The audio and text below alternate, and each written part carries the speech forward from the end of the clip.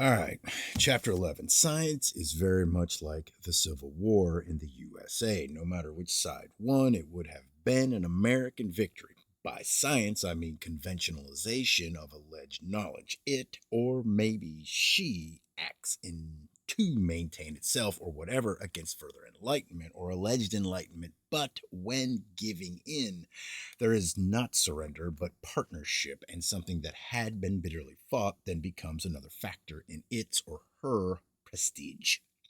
So, 70 years ago, no matter whether evolutionists or anti evolutionists had won, it would have been a big scientific victory anyway. No wonder so many of us are humbled by a reputation that can't lose any way. Science is a maw, a headless and limbless stomach, and amoeba like gut that maintains itself by incorporating the assimilable and rejecting the indigestible. There are whirlwinds and waterspouts, and it seems acceptable that there have been rare occurrences of faintly luminous owls. Then, by a process of sorting over data, rejecting the objectionable and taking in the desirable, science saves itself great pains because a bellyache is something that is only a gut in torment. So, with elementary, no, alimentary treatments, a shower of living things can always be made to assimilate with the whirlwind explanation, and a brilliant electric thing can be toned down digestibly. In extreme cases, there is a secretion of fishmongers or gamekeepers. In some cases of obstinate unassimilableness, it is supposed to be necessary to swat a little girl, but I doubt the necessity because there is in human beings such a fondness or sometimes such a passion for confessing that sooner or later somebody will come forward with almost any desired confession. Sometimes, from time to time, half a dozen persons confess to having committed the same murder. The police pay scarcely any attention anymore to a new confession in the matter of the Hall murder in New Jersey. There was a case in an English police court of a man who had given himself up as a deserter from the army, but a policeman testified that this was his fifth or sixth confession and that he had never been in the army. The man admitted the charge, but said he, I have something else that I wish to confess. I'll hear no more of your confession. 6 months, said the magistrate. In some cases, the incentive for false confessions is not obvious, but in others, it is obviously to come out of one's pale yellow glow and be brilliant in limelight. There have been cases not quite of confessions, but of somebody attributing to himself unexplained occurrences or taking advantage of them for various kinds of profit. I accept that if explorers from somewhere else should visit this earth, and if their vessels or the lights of their vessels should be seen by millions of the inhabitants of this earth, the data would soon be conventionalized. If beings like human beings from somewhere else should land upon this earth near New York and parade up Broadway and then sail away, somebody a year or so later would confess that it had been a hoax by him and some companions who had dressed up for their parts and had jabbered as they thought extramundanians should jabber. New Yorkers would say that from the first they had suspected something wrong. Whoever heard of distinguished foreigners coming to New York and not trying to borrow something or not coinciding with propaganda in newspapers? Probably in August 1929, an aeroplane from somewhere in Europe passed over a jungle and was reported in a village by a native. Savages are highly scientific. Wait. Wait. Was there a period there? Let me just do that one again because it didn't go right. Probably in August 1929, an aeroplane from somewhere in Europe passed over a jungle and was reported in a village by a native. Savages are highly scientific. They reason upon generalizations that are so exclusive as to be nothing short of academic. They are as keen as any Newton or Einstein in understanding that in order to arrive at what is said to be the known, they must start with something they don't know about. We'd have a pretty good idea of what the wise men said when they heard the story of a vessel probably occupied by passengers that had been seen in the sky, if we could accept that they could be so undignified as to say something. New York Herald Tribune, August 29th, 1929, a traveling light in the sky about 400 miles off the coast of Virginia. It was reported by Thomas Stewart, third mate of the steamship Coldwater of the South Atlantic Steamship Line. There was something that gave the impression that it was a large passenger craft. It was traveling at an estimated speed of 100 miles an hour in the direction of Bermuda. It was an investigation that failed to reveal any transatlantic or Bermuda flight. We shall have an expression upon luminous appearances that may have been of a kind with the seeming creatures of the preceding chapter, or that may belong in another category.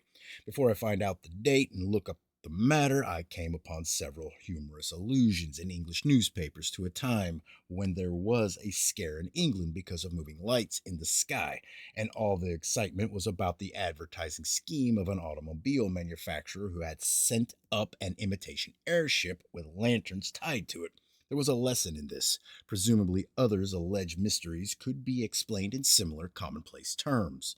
I was doing one of my relatively minor jobs, which was going through the London Daily Mail for a period of about 25 years, when I came upon this. March 25th, 1909, that upon the 23rd of March at 5:10 o'clock in the morning, two constables in different parts of the city of Petersburg had reported having seen an object carrying a light moving over the city, which sounds like the sounds of a motor. In the Petersburg Advertiser, March 27th, is published an interview with one of these constables who described an object somewhat oblong and narrow in shape, carrying a powerful light. To suit whatever anybody should prefer, I could give data to show that only lights and no object were seen, and that no sound was heard, or that a vessel carrying lights was seen and that sounds like sounds of a motor were heard.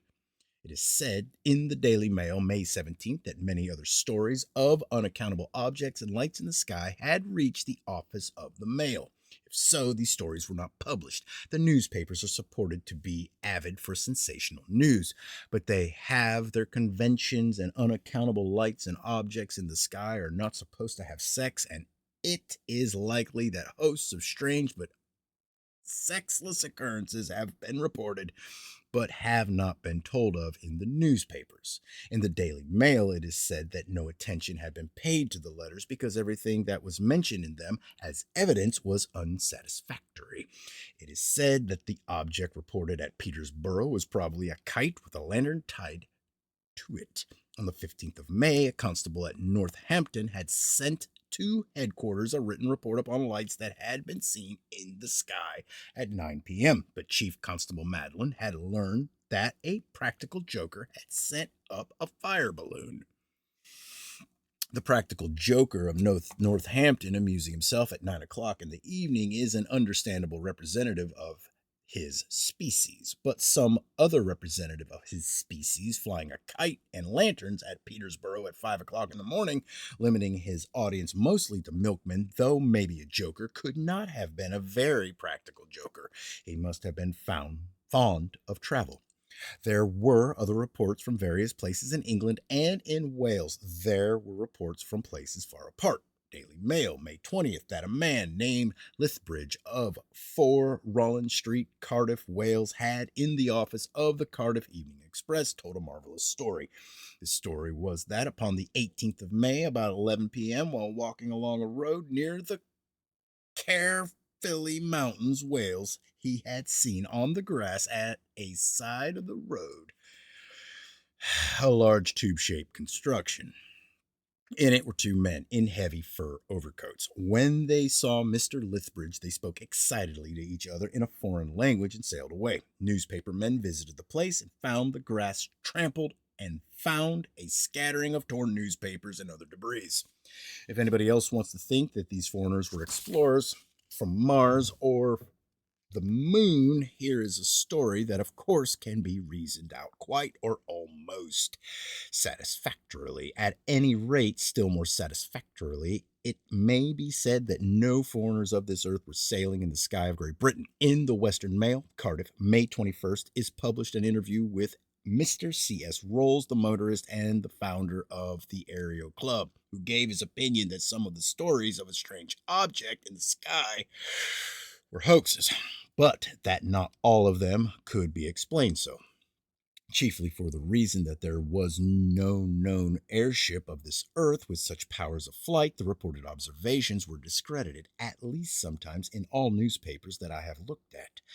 In the London Weekly Dispatch, May 23rd, the stories are so discredited, and it is argued that to be seen so often without having been seen to cross the channel, an airship would have to have a base in England, to which, in view of the general excitement, it would certainly have been traced. A base where it would be seen, especially during the tedious preliminaries of ascent. Then, in the Weekly Dispatch, are listed reports from 22 places in the week preceding the 23rd of May, and 19 reports earlier in May and in March. Mr. Lethbridge was a Punch and Judy man. Perhaps the story was of some profit to him.